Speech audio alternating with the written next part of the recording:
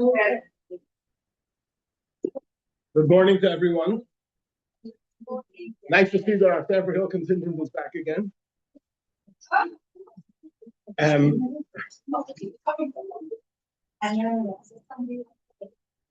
Today is the 3rd of Shvat. So it's exactly a week to Yud Shvat. And 34 years ago, in Tanya days, 1992, the Rebbe spoke on the 3rd of Shvat, encouraging last-minute preparations for Yud Shvat. As we know that on the yard site of a tzaddik, his neshama rises to great heights. And when you attach yourself to tzaddik, you benefit from that ascent. And it gives us extra strength and extra kayak and extra skut, which we can all use. And the principle of basar reisha gufa azu, that the whole body follows the head. So when you're talking about the head of a generation, the tzaddik hadir, so when his neshama rises to a greater height, takes with it all the neshamas of the generation are elevated at the same time. And the tighter you hold on, the more you benefit from that elevation. So there's a week left to Yud Shvat, and everybody has an opportunity to do whatever it takes, become more connected to the Nasi Hadir, and in that way, be able to benefit from from what is available to us on such a special day. It's on the Tuesday night and Wednesday. Exactly a week from today. The yard site of the Frierdiker Rebbe, the Rebbe, it's 76 years. How many? 76 years. Tafshin Yud. 1950. So that Sikha, the Rebbe touched on something very sensitive. And he said that we know that the Frierdiker Rebbe in his later years had a speech impediment. It was difficult for him to speak. And it was difficult for people to understand what he was saying. And the doctor who was treating him, on one occasion, asked him a question. And he said, how can you explain the fact that your greatest, the tool with which you, saying to the Frierdiker Rebbe, the tool with which you achieve your work in this world is primarily your mouth. With your mouth, you teach Torah. With your mouth, you inspire people. With your mouth, you guide people. How is it that Hashem struck you in this organ, which is with which you serve Hashem best? So the Rebbe connected it with the fact that it says in the Sedrus that we're reading now about Moshe Rabbeinu being kvad loshen, Moshe Rabbeinu having speech impediment, and it says Aaron achicha yin neviecha. Your brother Aaron should be your spokesman. And the point that Rebbe was making is that each and every one of us has the responsibility and the privilege to be the spokesman of the Nasi Hadir. That which we know that he would want to say, the Torah that he would want to teach, the inspiration that he wants to give over, the encouragement to another Yid, that we should be his spokesman and say what he would want to say. And it's interesting that very shortly after that, this was at Gimel Shvat, Tavshin Nun Beis, and only a few weeks later, Chav Zayin Adar Rishon, the Rebbe suffered a stroke, and then the Rebbe couldn't speak. So the Rebbe gave us very clear guidance that when the Moshe Rabbeinu of the generation cannot express himself in speech, it's the responsibility and the privilege of every single one of his disciples and followers and every member of the generation to be his spokesman and to give over what we know that he would want to give over. So we have an achrayus and a schus to be the Aaron Achicha Yin Nebiah. Sorry, what did you ask? How old was the Rebbe in 1992? He was just short of 90. Just short of 90. He was 89.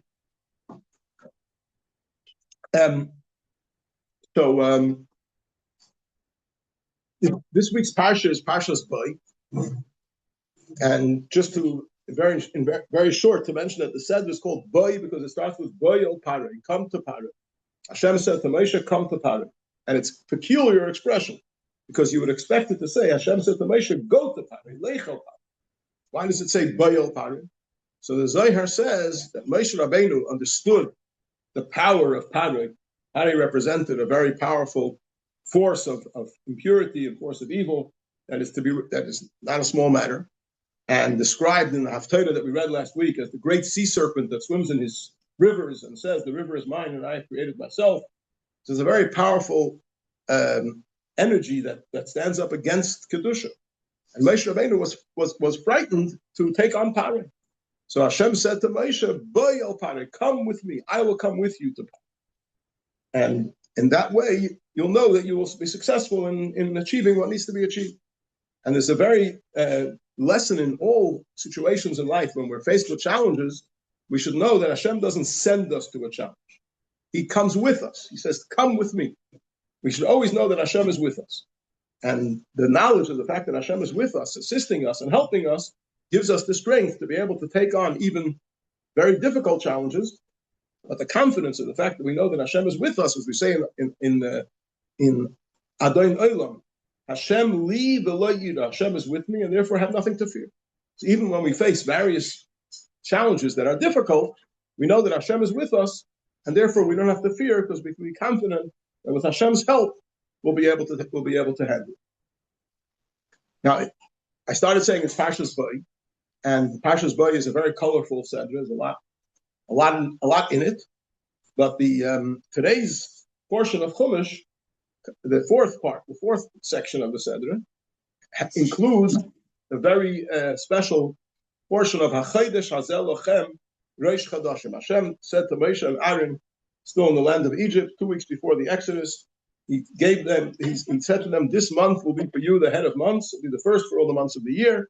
And he told them to tell the Jewish people about preparing for the Korban Pesach, the Paschal sacrifice, Paschal lamb, and all the details of the laws associated with how the Jewish people should prepare the Paschal lamb, and how they should offer it, and how they should have a seder with matzahs and bitter herbs and the flesh of the Paschal lamb on the eve of leaving Mitzrayim. But it starts off with the mitzvah HaChodesh Hazel Lochem Rosh Chadashim, which is the mitzvah of establishing a calendar.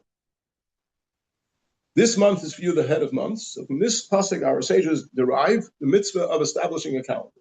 Now, the Sanhedrin has an obligation to sanctify the new moon, declare which day is Rosh Chodesh, and to also work out the years, because we know in our calendar is a lunar calendar, but it's adjusted according to the solar years, not like the Muslim calendar that is only lunar. The Muslim calendar is only lunar, and therefore their year is only 354 days. So every year they go back 11 days. So their festivals do not come out in the same season.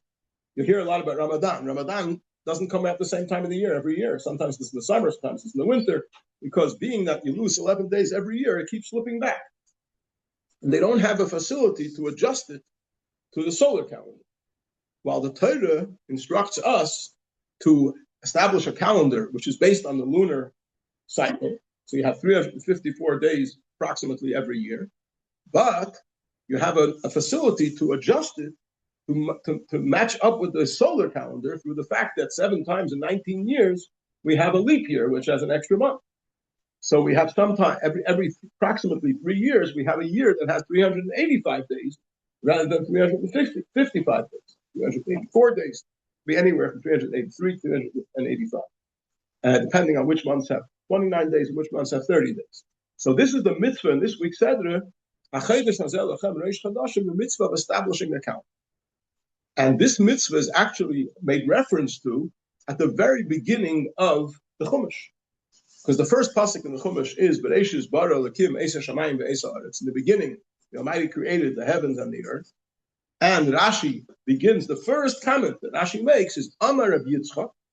Rabbi Yitzchak said, and it is known that it's mentioned that Rashi starts with Amar Rabbi Yitzchak because he wanted to mention his father. His father's name was Rabbi Yitzchak. So right at the beginning of his commentary, he has a quote from Amar Rabbi Yitzchak to mention Kibbud Av, to mention his father. So Amar Rabbi Yitzchak, really, Torah should have begun from this week's Sedra, from HaChodesh Hazel Lochem. Torah is not a storybook. Torah is a book of instruction. And the first instruction that the Jewish people received from Hashem as a nation is in this week's Sedra. Hashem spoke to Moshe and Aaron in the land of Egypt, and to give over to Dabru al Kol and Adas Bnei Yisrael, to speak to the Jewish people and tell them, HaChodesh Hazel Lochem Rosh Chadashim, that this month is the first of the months. You establish a calendar. So the Torah should have begun from HaChodesh Hazel Lochem. Shehi mitzvah rishayna shemitztavu by Yisrael, because that's the first mitzvah that the Jewish people as a nation were commanded. So why does the Torah actually start with the story of creation? If the Torah is not a storybook, it's a story, it's a book of instruction. So surely the Torah should have started with the first instruction. And the answer that Rashi gives is because Mishum Koyach Masa v'Higid la'Amoy Laseis Lohem Nachlas Goy. Hashem shared the power of his deed, the power of his work with his nation in order to entitle them to the inheritance of the nation.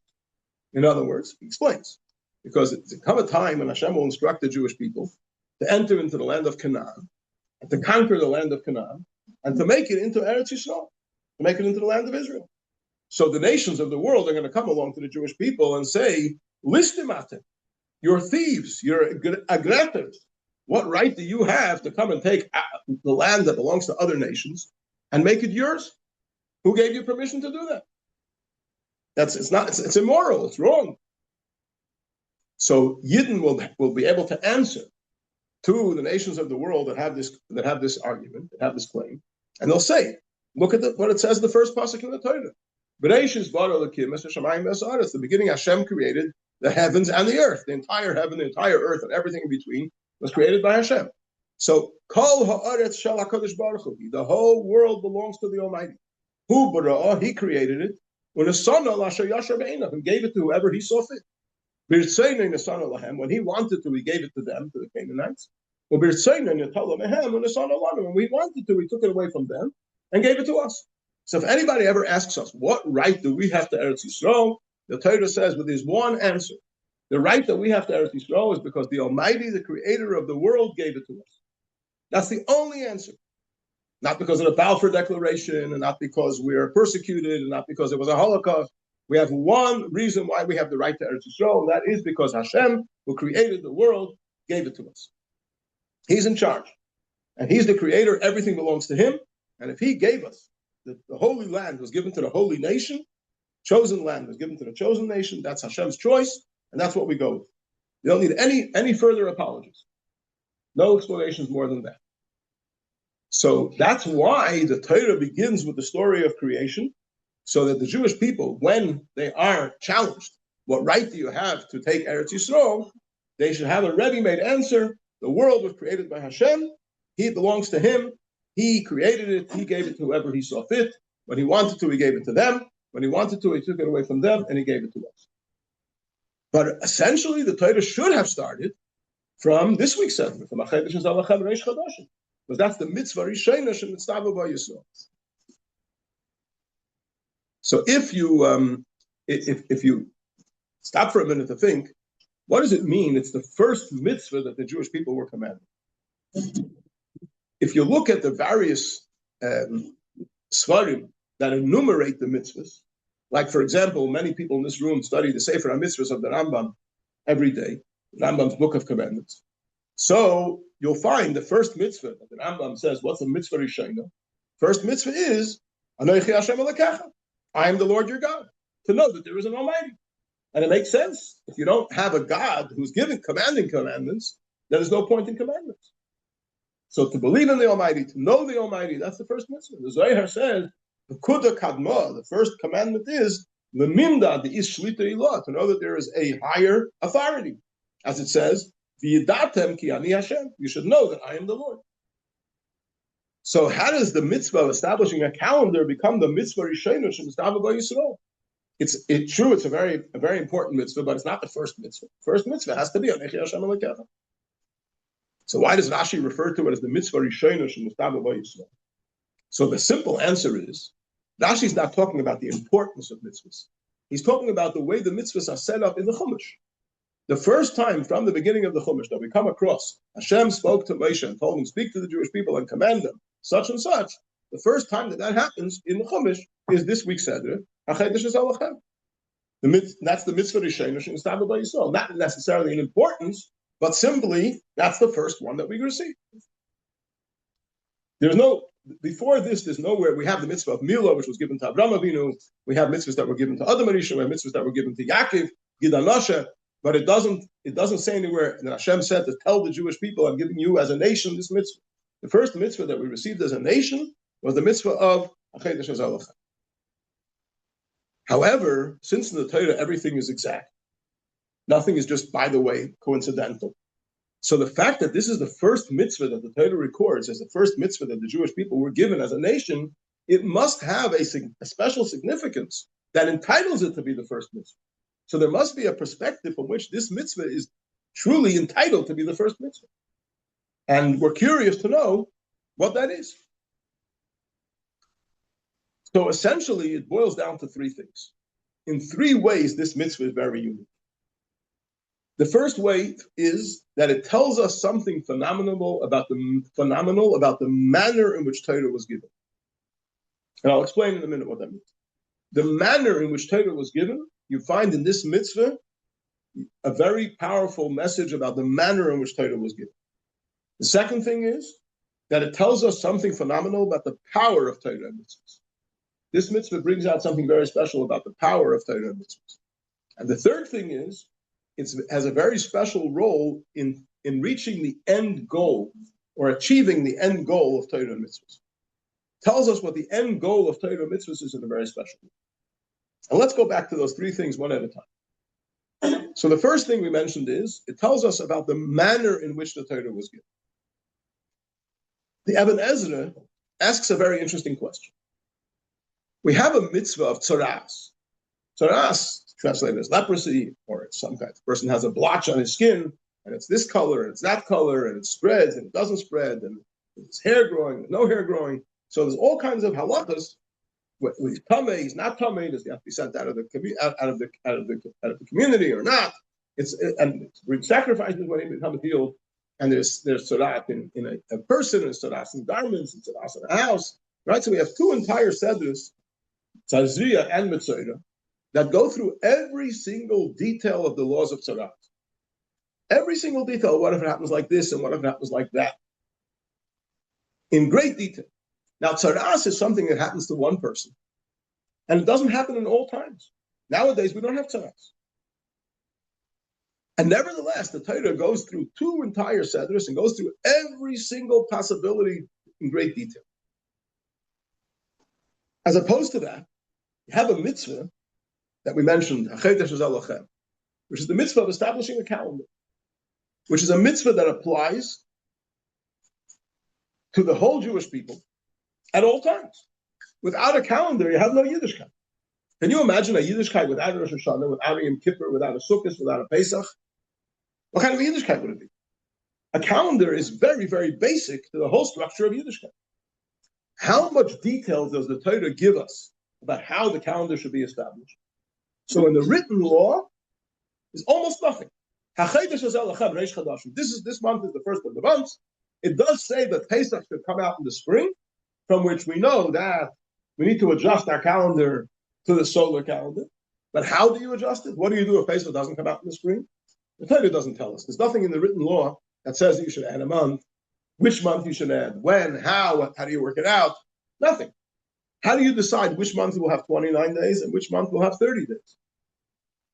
Okay, so we do have a hazeh, that when you see the moon at a certain, when you see the rebirth of the moon, two witnesses come and say that they saw the rebirth of the moon, then the Sanhedrin declares it Rosh Hashanah. And what happens if it's cloudy and for a few months they can't see the moon? I mean, there's so many situations that are not addressed in the written law at all. And such an important mitzvah like establishing a calendar upon which the entire Yiddishkeit is dependent, it's very peculiar that it gets so little attention in the written law. And the answer is, it's intentionally that way. Because the Torah wants to communicate to us that together with the written law, there is an oral law. Together with Torah Shebiksav, there's a Torah Shebal Peh. Or in the words of the Rambam, the Torah was given together with its explanation, together with its commentary, together with its interpretation. And a written law without the oral law accompanying it is like an empty shell. You can't do anything with it. So the most basic concept, like establishing a calendar, the Torah Dafka did not put any details into the written law so that we should see how dependent we are on the oral law. And we shouldn't for a moment think that the oral law is not part of the essence of Torah.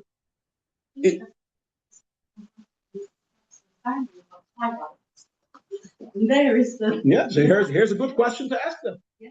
Okay, so she mentioned that she has family that are Karaites and only accept the written law and not the oral law. So this is one of the things that it's very cute. I mean, you say if you only accept the written law and not the oral law, how do you have a calendar? Where does it say in the written law how to establish a calendar? Do they? Yes. Okay, good for them. No, you can see that, this is spontaneous. Knowing that, why did you know that the oral law existed? So why, after that a lot of things have changed, why is it something that disappeared in general? Okay, the question that was asked for the benefit of people watching on the Zoom is one of the ladies asked, growing up, I never knew that the oral law existed. Why did it disappear? So there is a lot of ignorance in general in the world. The oral law has always been and always will be a very, very basic part of Torah and Yiddishkeit. And this is the point that we're making now, is showing us that this mitzvah shows us so clearly how basic it is and how you can't go from square one to square two without the oral law. Because there's nothing in the written law that really guides you and directs you on how you establish a Jewish calendar. And without a Jewish calendar, there's clearly no Judaism. So there are many mitzvahs like that, but in this mitzvah, you see it blatant.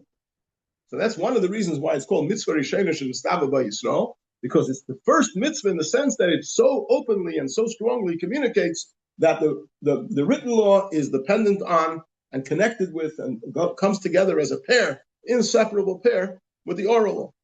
The oral law is when oral law was given originally, it was given orally, but it was recorded in the Mishnah and the Talmud, and so the way that the sages passed on the oral law from generation to generation, that's the oral law, and that all of Yiddishkeit is dependent. Imagine, take the mitzvah of tefillin. Mitzvah of tefillin says you should tie it for a sign on your hands and frontlets between your eyes. What does that mean? So the oral law says you have to write the Shema with ink on parchment, and in the hand tefillin, and then you put it into leather boxes that have to be square, and the straps have to be black, and it has to be put on, it has to be tied in a certain way, and then you're fulfilling the mitzvah. Otherwise, you don't know how to do the mitzvah. The vast majority of mitzvahs cannot really be understood without the oral law, but here you have it so blatant. So that's the first point. Second point is the power of a mitzvah. So we know that when the Chachamim rule according to the rules of the Torah, according to the way Torah guides them and instructs them to rule, their ruling has a tremendous power. And you see it. Take your example in this mitzvah of Kiddush HaChodesh. So the Medrash says, comes closer to Rosh Hashanah, and Hashem is going to judge the whole world. Everything's going to be decided in Rosh Hashanah for the Jewish people and for all the nations of the world and all the countries, and who's going to have war and who's going to have peace. Trump thinks he's running the world, but we know that Rosh Hashanah, Eibishter set it all out, and the hands of kings and princes the hearts of kings and princes are in the hands of Hashem. So comes before Rosh Hashanah. So the angels come before the Almighty, and they say, "When is Rosh Hashanah? Yeah, we have to get ready." There's angels whose task it is to stand on the right and defend, and there's angels whose task it is to stand on the left and prosecute. And when is Rosh Hashanah? So the Almighty says, "You're asking me? How am I supposed to know? You have to go to the Sanhedrin, to Bezdin Shalmata, to the Bezdin of the Jewish people, and see when they're going to declare Rosh Hashanah. Whenever they will say Mekudesh, Mekudesh, that's Rosh Hashanah." So it's the decision that is made by the Sanhedrin based on the guidance of Torah and Torah Shabbat specifically is what sets the reality. So the reality of when the world is going to be judged, when is going to be the day when Hashem is going to, a day of atonement, and Hashem is going to give atonement to the whole Jewish people. When is the day when is Sukkot, when is Pesach? This is all established according to the rulings of the Sanhedrin, who rule according to the fulfillment of this mitzvah. They're the ones who are going to decide, based on the instructions of Torah, when to make a month 29 days, when to make a month 30 days, when to make it a leap year, when to not make it a leap year. It's all based, and that sets the reality of the world. There's a famous story that illustrates this point. There was a Rabbi Yosef Rivlin, was a great Talmud Chacham at the time of the Alter Rebbe, the Mittler Rebbe. He was a chassid of the Alter Rebbe, and later, after the Alter Rebbe's passing, became a chassid of the Mittler Rebbe, and after the Mittler Rebbe's passing, became a chassid of Tzemach Tzedek. And he lived to a ripe old age. And in his elder years, he developed Rahman al-Islam an illness, which this illness, if an animal have this illness, would be a machlekes, a disagreement in halacha between the mechaber, the Yosef Kara, and the Ramah, whether the animal is kosher or treif. Yeah, treif is when an animal suffers from a certain condition which it can't live, can't recover from, and it can't live more than 12 months. So that animal is considered treif, and if you shecht it, you're not allowed to eat from that animal. But if the animal is healthy and you shecht it properly, then it's kosher animal. Right? That's the dinim of treifus. That's why they check the lungs in the shlachtus. You have to see if it's kosher or treif. There's various things. You have to check something. You don't have to check. Only if you see, if your attention is attracted by something unusual, then you have to check it. Otherwise, you don't have to check it. It's a whole section in halacha, the laws of treifus. So this illness that this Rabbi Yosef Rivlin, who was the author of the Sefer Oholei Yosef. The word Oholei is the same letters as Eliyahu, and Yosef. So Oholei Yosef is written by Rabbi Yosef Rivlin. So he went to the Tzemach Tzedek. So this illness, if it happens to an animal, it's a machlekes between the Shulchan Aruch and the Ramah. Shulchan Aruch was written by Rabbi Yosef Karo, who's a Sfardi, and the Sfardim paskin according to Rabbi Yosef Karo, according to the Mechaber, and Ashkenazim paskin according to the Ramah. So this animal would be, for those who follow the rulings of the Beis Yosef, would be considered kosher. Those who follow the rulings of the Ramah would be considered treif. Which means, being that treif means that the animal cannot recover from this condition and cannot live more than 12 months. The Mechaber was matirit. He said it's kosher, and the Ramah said it was machmer. He said it's treif. This specific, there are many cases where it's worked one way or another way. In this case, the Mechaber says it's kosher, and the Ramah says it's treif. Yeah. So in many cases in Hilchas Treifus, the Mechaber is machmer. You're right, but this case he's mekel and the Ramah is machmer. So he went to the Tzemach Tzedek, who was the Rebbe at that time, for advice, for guidance, for a bracha. Tzemach Tzedek told him he should move to Eretz Yisrael, because over there, Eretz Yisrael was then predominantly occupied by Sfardim. So over there they passed him like the Mechaber, and over there he'll live. And that's what he did. He moved to Eretz Yisrael, and he lived a long life. Because when halacha rules a certain thing, that becomes the reality of the world.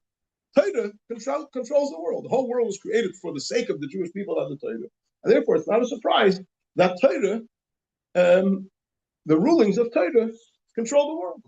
So it's just 1 minute. In this mitzvah of Kiddush HaChedesh, the mitzvah of Bezdin, Sanhedrin, establishing the calendar, you see this very, very clearly how the rulings of Sanhedrin establish the reality of the world. So that's another dimension in which you can see that it's mitzvah rishonos and mitzvah by Yisrael, because it brings out the koyach of Torah, the power of Torah, in an amazing way. Yes.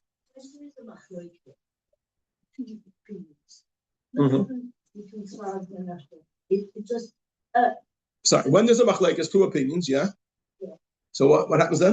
So what happens then? It's a reality in both cases. So where do you go? So this story actually answers your question. Let me repeat the question. Yes, thank you. The question was, when you have a machlekes, yeah, and we're saying Torah establishes the reality. So if you have two opinions in Torah, which one establishes the reality? Right? Very good question. So this story actually answers the question. In those places where you follow the psak din of one opinion, the reality is set out according to that opinion. And in those communities where the halacha requires you to follow the other opinion, the reality there is set out according to that opinion. So there's two realities that are both, the Eibush is creating the world every second from nothing to something. It's not a problem for him. So he works things out according to the Torah, just like he created the world originally. It says, Hashem looked in the Torah and created the world. So Hashem recreates the world every second from nothing to something in accordance with the guidance of the Torah. Who decides what the guidance of the Torah should be? So the Torah says, Achri Rabbi Lahatais, you make a bezdin, and the bezdin takes a vote, and they paskin. And whatever bezdin paskins, that becomes the reality. So if they have a bezdin that the Sfardim follow, and another bezdin that the Ashkenazim follow, so in the places where the Sfardim are the vast majority, now the reality is set according to that. And the places where the Ashkenazim are the majority, the reality is set according to that. I've heard the story before, and one question is it's the same community. The two Rabbanim are exactly opposite. So the people that follow the instructions of one Rav, they have to follow that Rav. And for them, the reality is like their Rav. And the people that follow the instructions of the other Rav have to follow their Rav. And for them, the reality is like their Rav. There's more than one Rav. It's Elu Divrei Elokim Chaim. Both are the words of the living God. They're both from Hashem. And Hashem runs the world. What happens if you're working side by side and community A would prefer community B's option because it's easier? Okay. How do you go back to the Okay, so the question was, what happens if you have two communities side by side and community A prefers community B's rulings because they're easier? So that's called looking to, if you're looking for the truth, they tell a story that there was once an individual, sorry that I'm going a little off a tangent, but it's an important thing. There was once an individual who was looking for the truth. He was desperately looking for the truth. Everywhere, he wanted the truth. And finally, the Almighty had mercy upon him. So desperately looking for the truth. So he sent him an angel. And the angel comes to him and appears to him and says, I understand you've been looking for the truth. So I've been sent to you from heaven to show you the truth, to guide you to the truth. He said, wonderful, that's fantastic. Where do we go? He said, come with me. We're going on a boat, and we're going to an island. And takes them to this island, and they come onto the island, and in the island there's a building, a big building, and walks into the building, and there's a big room, massive room, with long tables. The whole room is filled with long tables. And every table has on it candles with oil, a wick, and a flame. And every one of these candles has a name sticker on. And it's the name of every person that lives in this world. There's a name, this person's name, and the amount of oil that is in their glass, it represents the amount of time that they have left to live. Yeah, and he says, this is the truth. You wanted the truth? Here's the truth. So what does he do? First thing he does is he starts walking up and down the aisles, and he's looking, he's sightseeing, he's touring, right? And guess what he's looking for? His name. And eventually, after a lot of toil, he has a mazel, and he finds the glass, the cup that has his name. Wow, this is incredible. And he notices that there's very little oil left. And next to him is another glass that's full of oil. So he checks to see if the angel is looking, and he takes the other glass and he pours a little bit of oil from the other glass. And suddenly the angel appears and grabs him and says, "Excuse me, I thought you were looking for the truth. Oh. Are you looking for the truth, or are you looking for what's convenient for you?" That's a very, very important question. I think that's the answer to your question. We have to know, if Torah is Torah's emes, it's the Torah of truth. So we always have to know, are we looking for the truth, or are we looking for what's convenient? And if we're looking for the truth, then we have to accept the truth, whatever it is. If it's more difficult, less difficult, this is the truth, that's what we want. Because what we really want is to be connected to Hashem. And Hashem, you connect to Him by doing what He wants you to do. And that is the greatest thing in the world. A little bit of convenience, a little bit, it's easier like this. That's wishy-washy stuff. That's not truth, that's not real. And in the long run, it doesn't benefit us either. It's just pick one role and then take his opinion for whatever you do. If you're part of a community and you follow a certain Rav's psakim, and you follow those Rav's psakim when they're convenient, they're inconvenient. Okay, anyway, let's move on. Yeah. It's only that. Yeah. Only a small amount. Mm-hmm. Well, how is he going to live with that truth? If the truth requires him to take a different path, then he'll take a different path. But he can't because it's only a little bit left. The story is only to bring out a point. I understand that. But the point is that in reality, if we're looking for the truth, then we have to accept the truth as it is, whatever it is. But you can't if you know that it's very little.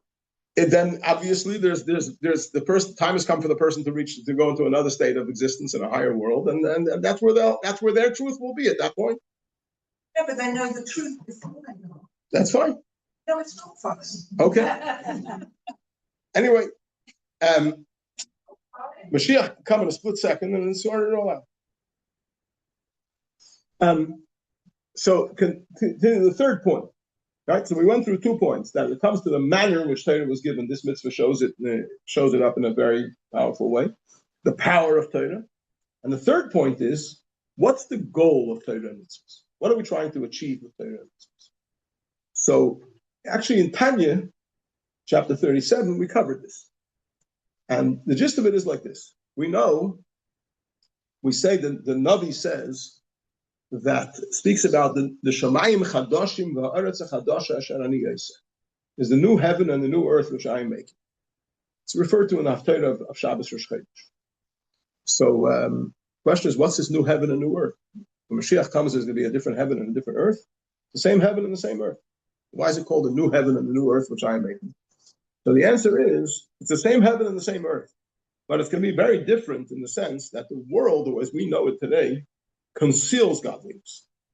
Everything in the world conceals godliness, because when you look at something in the world, it conceals godliness and hides godliness. It doesn't announce, it doesn't say. Everything in the world conceals godliness. You look at this table. This table is not telling you there is an Almighty. This table is telling you I'm here. Where did I come from? I'm not sure. I'll figure it out one day. Right now, I'm here. Right? Everything in the world declares I'm here, and it conceals the fact that the Almighty is the only truth. However, when Mashiach comes, it'll be a whole different kind of a world. The world will declare the Almighty's presence. Everything in the world will scream out, there is an Almighty, and He's the only thing that is significant.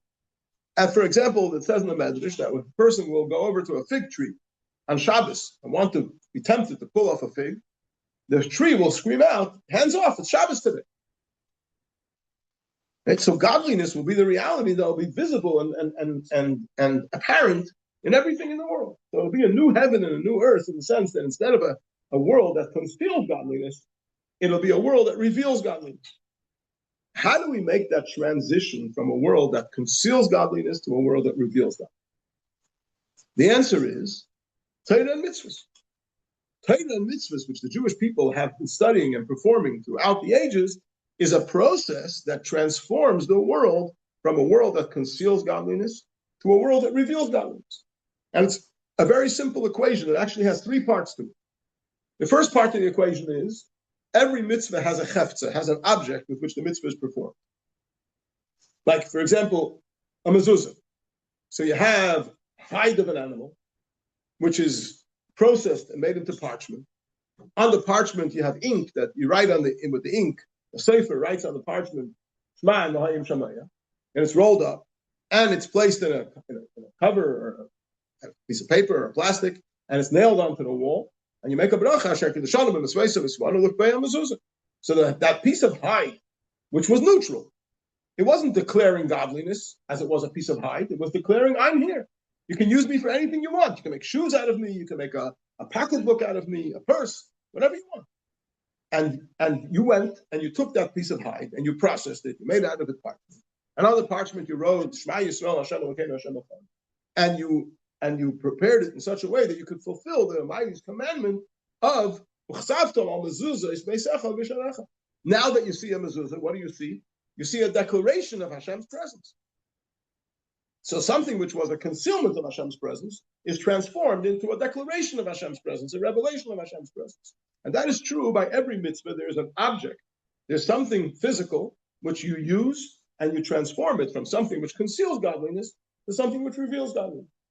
That's stage number 1. Yes. We don't feel the revelation. We just see, we do the mitzvah. Simply speaking, okay, the question was, but we don't feel the revelation, we just do the mitzvah. Yes, you're right, but simply speaking, when I see a hide of an animal, it doesn't tell me there is one God. It tells me there's a hide of it. But when the Aron Kodesh is opened up in Shul, and everybody sees the Sifrei Torah, the message is Hashem Hu Ha'alakim, right? So the same piece of hide is giving you a different message now. So you have made a change. You've transformed it from something which was concealing godliness to something which is revealing godliness, declaring godliness. And the same is true by every single object that you used in the performance of the mitzvah. That's the first step. Then the second component that there is in the performance of a mitzvah is energy. A person has to use his energy to do the mitzvah. Where does that energy come from? That's the energy of the life-giving soul, the nefesh hachiyunis habahamis, which is a Jew has a life-giving soul, a Gentile has a life-giving soul, an animal has a life-giving soul, a bird, a fish, everything has a life-giving soul. And the energy of that life-giving soul is being used in the performance of the mitzvah. Now, that energy on its own, in its neutral state, is neutral. It's not godly in any way. It doesn't have to be used for the service of God. You can use it to go jogging, you can use it to go shopping, you can use it to whatever you want. It's an open story. You can do whatever you want. So basically, it's not declaring there is Almighty. It's declaring, I have energy. But when you take that energy and you invest it in the performance of a mitzvah, or in the study of Torah, or in benching, or in davening, or building a sukkah, or preparing for Shabbos, so that energy becomes transformed from a neutral energy which is concealing godliness to now it's become an energy that is revealing godliness. It's telling you Hashem's day is coming. So we're doing everything possible to prepare for it in the best way. And we're cooking fish and shont and soup.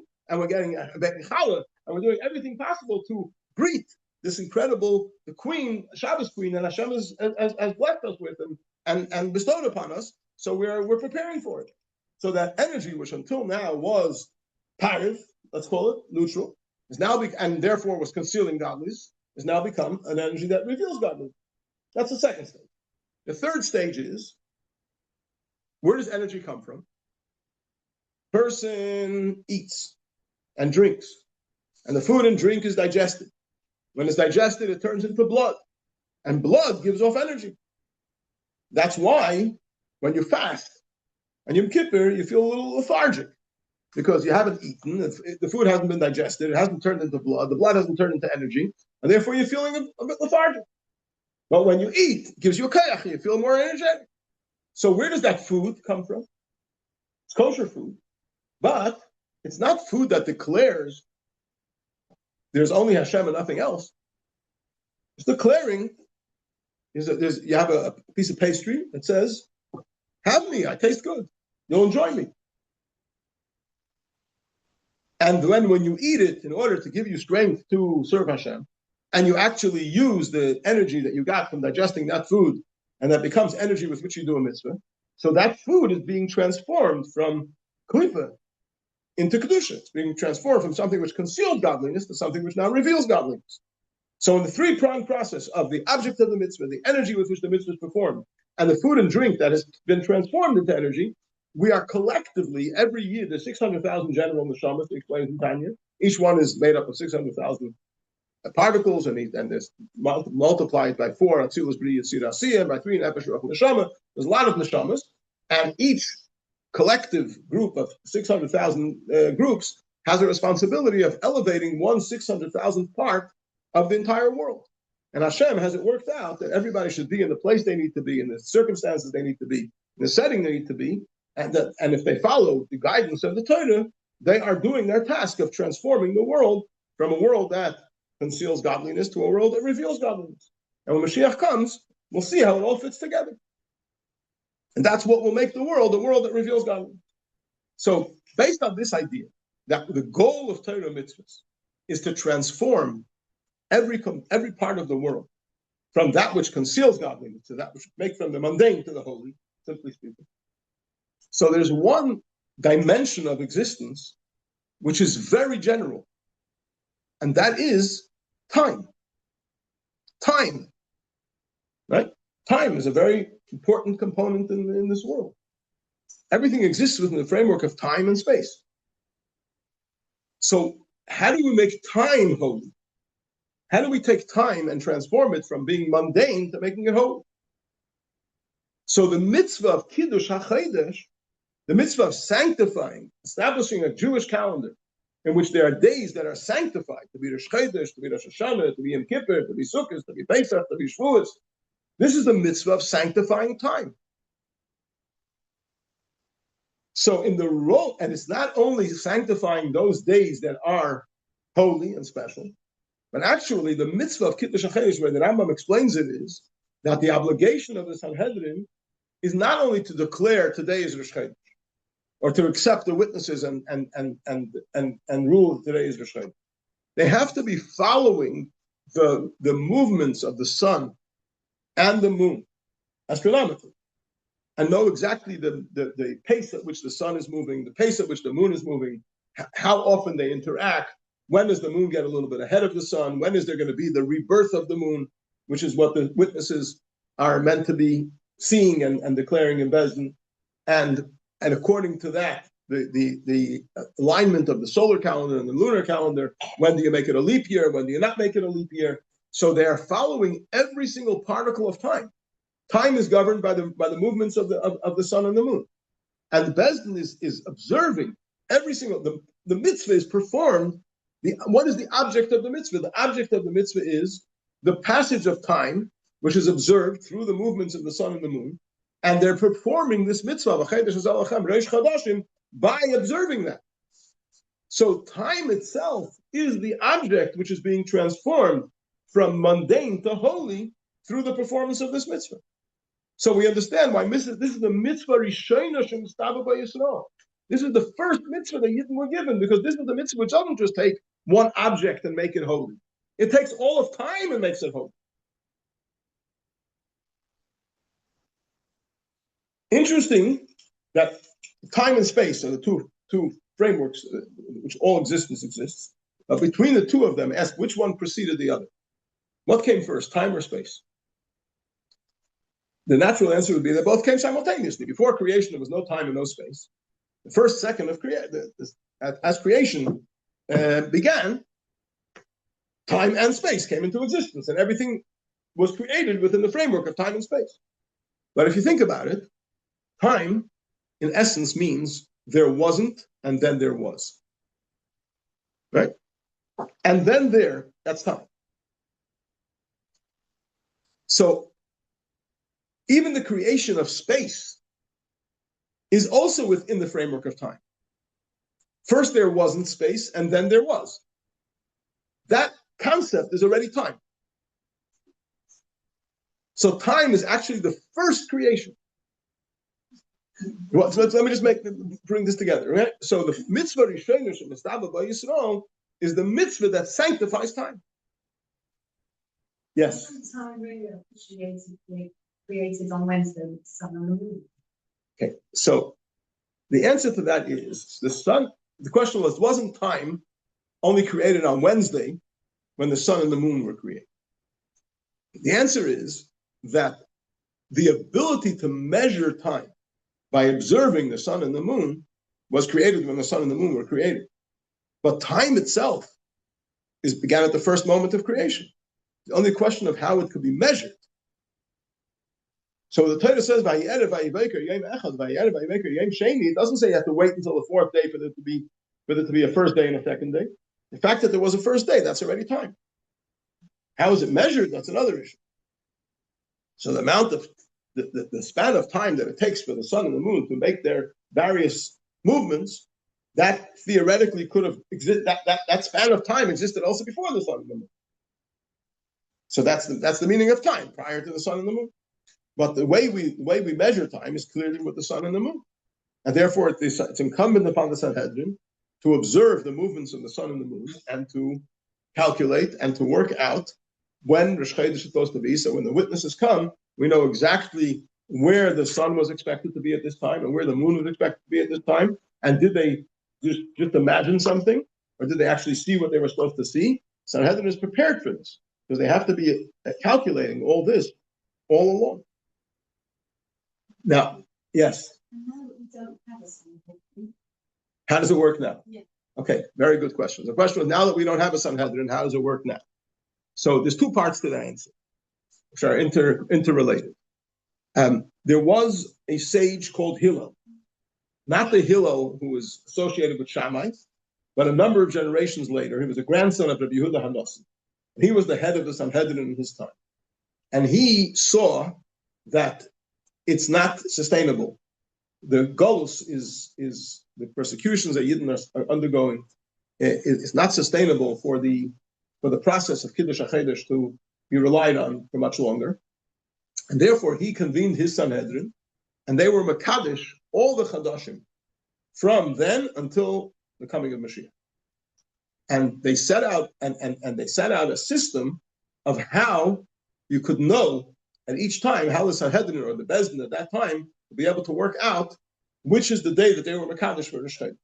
So we have in the Shulchan Aruch, you have a whole system, a whole calendar set out until the year 6000, which sets out each year how many days. The principle of it is that Tishrei and Shvat and Nisan and Sivan and Av always have 30 days.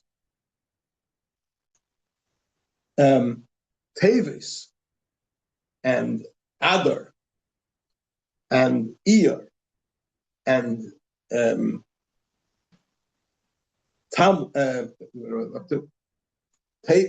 I say Teves, Adar, Iyar, Tammuz, and Elul always have 29 days. Cheshvan and Kislev can vary.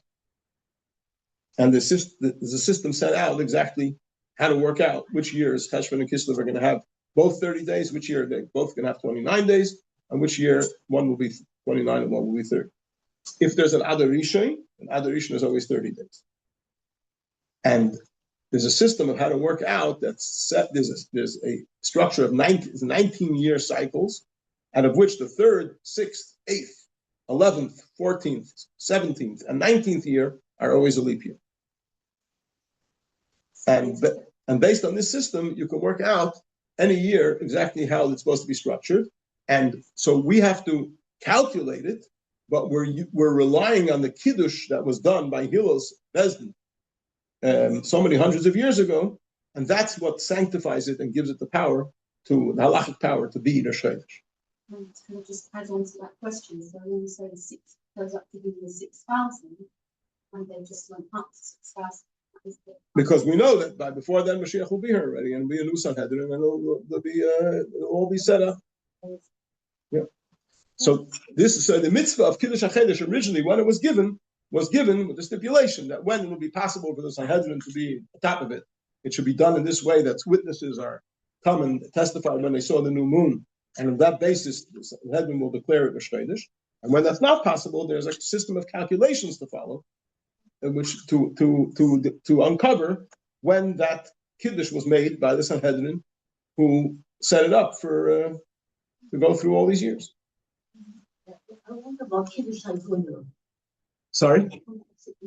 Kiddush?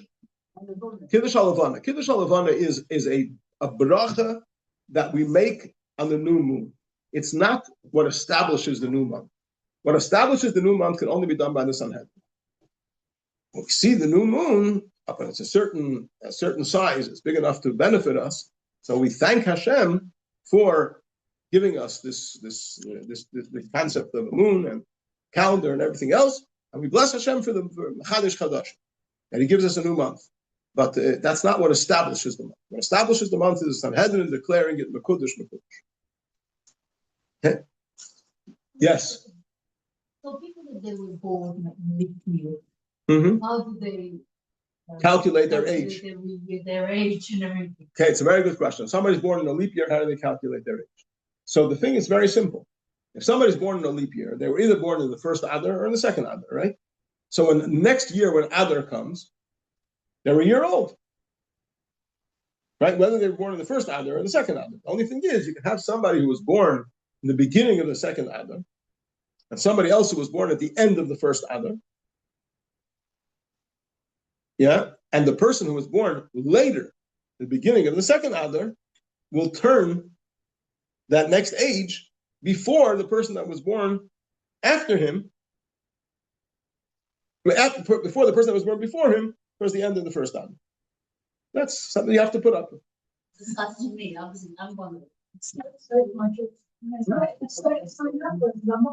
Adar is a model of the I'm not being formed to this. Working on that concept, when is the boy 13? If he's born in the So if the year that he turns 13 has one Adar, then it's straightforward. It becomes 13 and that Adar. If there's two Adars, and he was born on a regular Adar, then he has to wait until, at least this is the way we paskin in Ashkenaz anyway, but there's various opinions, but the way we paskin is that he has to wait until the second Adar, until his birthday comes around in the second. Because then he's complete 13 years. Okay, now the Rebbitzin Chayimushka, her birthday is the 25th of Adar. And she was asked, what happens on a year when it's a leap year? When do you celebrate your birthday? You celebrate your birthday in the first Adar and the second Adar. So she answered that my man gate of an oil beder, that my husband goes to the oil, to the resting place of the Friedrich Rebbe, in honor of my birthday, both times. Yeah. That's what she answered. Anyway, I'm afraid I'm going to have to make an apology, the same apology I had to make last week. I really have to learn to behave and keep the parsha a little bit shorter so that we can get some Tanya going. And we will try to do tshuva on that. Thank you.